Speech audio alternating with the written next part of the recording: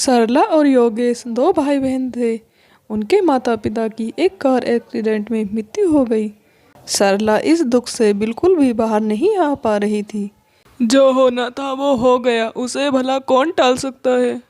सरला मेरी बहन, तुम चिंता क्यों करती हो? मैं हूं ना तुम्हारा भाई तुम्हारे साथ, और तुम्हारी भाभी भी तो है। माँ बाप का पूरा पूरा प्यार देंगे हम तुम्हें, चिंता मत करो। योगेश अपनी बहन के लिए कुछ न कुछ लाने लगा ताकि उसे माता पिता की कमी महसूस न हो। इस बात को लेकर सरला की भाभी सुमन बहुत जलती थी उससे। उसे यह बात बिल्कुल भी पसंद नहीं थी। सरला सुमन की आंखों में कांटों की तरह चुभती थी। योगेश के काम पे जाने के बाद सुमन हमेशा अपनी मनमानी करती थी।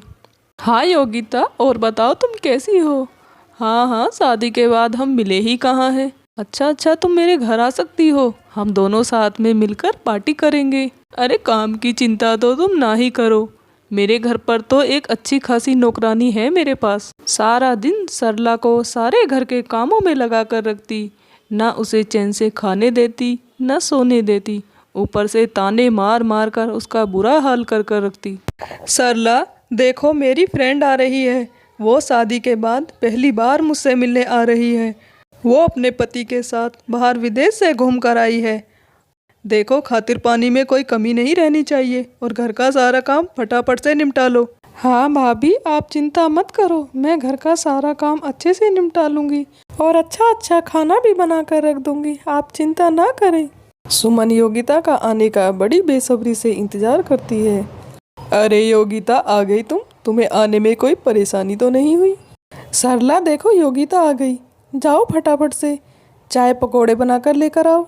सुमन, ये क्या, ये तुमने कैसी काम वाली रखी है? इसकी शक्ल देखो कितनी बदसूरत है।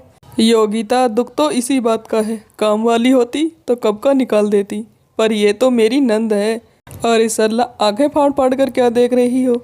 जाओ जाकर अपना काम करो। एक तरह से ठीक ही है सुमन, आखिर मुफ्त की नौकरानी जो मिल गई है। आजकल अच्छी नौकरानियां मिलती भी कहाँ हैं। सरला अपनी भाभी के ऐसे बर्ताव को देखकर उसकी आंखें भर आई।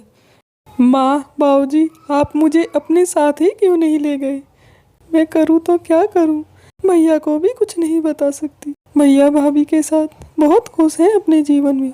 भैया को यह बात पता चलेगी तो वो भाभी को कभी नहीं अपना पाएंगे। सुमन देखो, आजकल सरला कुछ उदास सी रहने लगी है।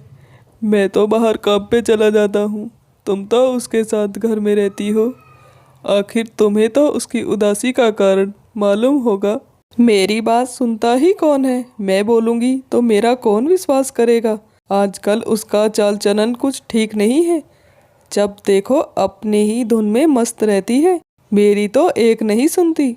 सुमन, हमें लगता है सरला की शादी कर देनी चाहिए। सरला का घर बस जाएगा तो सब कुछ ठीक हो जाएगा, उसका अकेलापन दूर हो जाएगा। कई अच्छे घरों के रिश्ते भी हैं मेरे पास, मैं सरला की बात चलाऊंगा वहाँ पर। सुमन सरला की शादी को लेकर बहुत परेशान हो जाती है। इस तरह से शादी में तो बहुत खर्चा होगा, और मुफ्त की नौकरानी भी जाएगी मेरे हाथों से। कुछ ना कुछ तो मुझे करना ही होगा।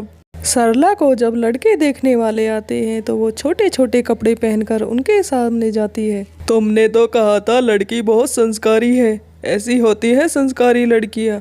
जब भी लड़के देखने वाले आते, सरला ऐसा ही करती। योगेश की आंखें भी शर्म से झुक जाती। लड़के वाले योगेश के मुंह पर ताना मारकर चले जाते।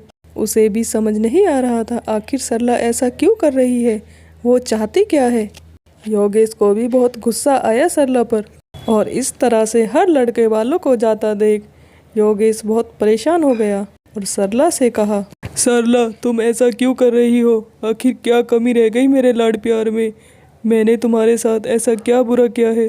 तुमने तो मेरी इज्जत को मिट्टी में मिला दिया। मैं तुमसे अब कभी भी बात नहीं करूँगा। जो तुम्हारे मन में आए अब तुम वो करो, मुझे तुमसे ऐसी उम्मीद नहीं थी। सरला फूट फूट कर रोने लगती है और योगेश गुस्सा होकर छोड़कर उसे चला जाता है। सुमन भी मौके का पूरा फायदा उठाती है। अरे चुप कर जाओ, क्या रो रो कर पूरा घर भर दोगी? चलो चलकर काम पर लगो, बहुत हुआ तुम्हारा ड्रामा। और हाँ, इस बात का ध्यान रहे ये छोटे कपड़ों वाली बात तुम योगेश से कभी नहीं बताओगी। मैंने तुमसे ये सब करने के लिए कहा था, वरना मैं ये घर छोड़कर चली जाऊंगी और उसकी जिम्मेदार होगी तुम। सरला बेचारी अंदर से बहुत ज़्यादा टूट चुकी थी और उसका मन बहुत ज़्यादा उदास हो गया था। उसका मन जब भी बहुत ज़्यादा उदास होता था, वो चुपके से खाना बनाकर गरीब भूखे बच्चों को खिलाकर आती थी। उससे उसके मन को शांति मिलती थी। वो गरीब बच्चों को खाना खिलाकर वापस आ ही रही होती है, तभी अशोक नाम का एक लड़का उसे देख लेता है। क्या आप मुझे योगेश के घर का रास्ता बता सकती हैं? मैं रास्ता भटक गया हूँ, यहाँ पर नया हूँ। क्या काम है आपको योगेश के घर पर? क्यों जाना है आपको वहाँ? वो दरअसल मेरी माँ ने मुझे लड़की देखने के लिए भेजा है। मैं यहाँ पर नया हूँ, मैं बाहर विदेश से पढ़कर आया हूँ। सरला जानती थी जैसा हर बार होता है ऐसा इस बार भी होगा, इसीलिए उसने सोचा क्यों ना इसे यहीं से वापस भेज दिया जाए। देखिए, मुझे उनके घर का रास्ता नहीं मालूम और आप यहाँ से चले जाइए। ये गांव कुछ ठीक नहीं है, यहाँ के लोग बहुत बुरे हैं। अशोक सरला की बातें सुनकर हैरान हो जाता है। वो सोच में पड़ जाता है, वापस गया तो माँ नाराज हो जाएंगी, एक बार तो मुझे जाना ही होगा। अशोक जैसे तैसे कर योगेश के घर का पता पूछते पूछते वहाँ पहुँच ही गया और वहाँ जाकर जो उसने देखा, उसकी आंखें फटी की फटी रह गई। वो सरला का ऐसा रूप देखकर चौंक गया। ये क्या, जब ये मुझे मिली थी तो ये कुछ और ही थी और अब ये कुछ और ही है। मन ही मन सोच में पड़ गया। देख लो, हर लड़के मना ही कर चले जाते हैं, तुम भी तो मना कर ही जाने वाले हो। का रिश्ता तो मुश्किल ही हो गया है करना।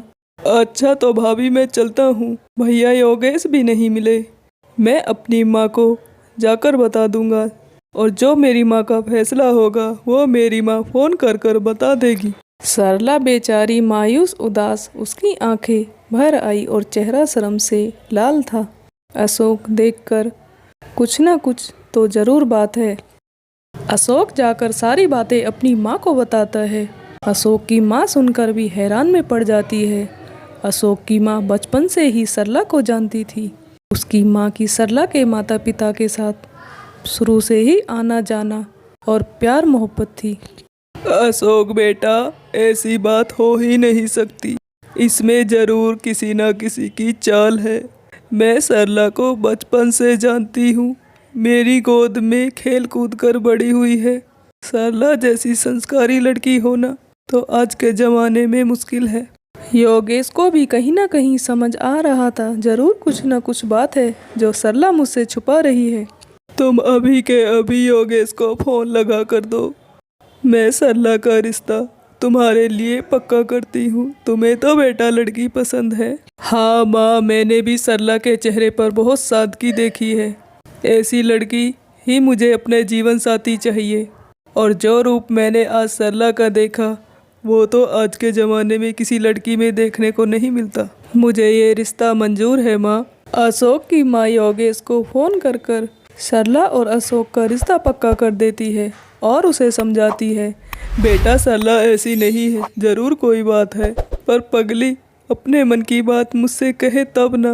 मेरी सरला बहन ऐसी हो ही नहीं सकती, मैं उसे बहुत अच्छे से जानता हूँ। और सरला को बड़े ही धूमधाम से अपने घर की बहू बनाकर लाती है और सुमन देखते देखते कुछ नहीं कर पाती।